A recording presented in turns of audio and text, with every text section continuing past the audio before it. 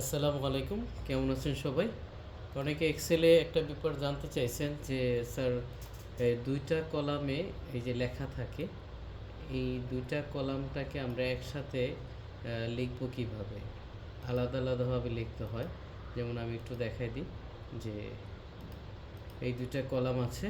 আমরা ধরেন এইখানে ১ম কলামে লেখা আছে হলো গিয়ে দীন মোহাম্মদ, পরের কলামে লেখা আছে দেওয়ান। তো আমরা যদি লিখতে চাই এরকম দীন মোহাম্মদ মোহাম্মদ DEWAN দেওয়ান। তো এইভাবে প্রত্যেকটা আসলে লেখা কঠিন।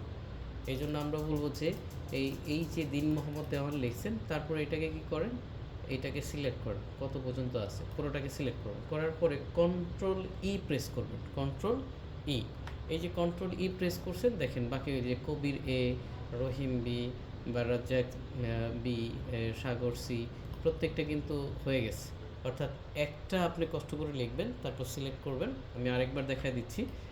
লেখার পরে পুরোটা সিলেক্ট করবেন। সিলেক্ট করার পরে কন্ট্রোল ই প্রেস করলেই দেখবেন যে এই ২ টা কলাম একসাথে লেখা হয়ে গেছে। আশা করি বুঝতে পারছেন সবাই।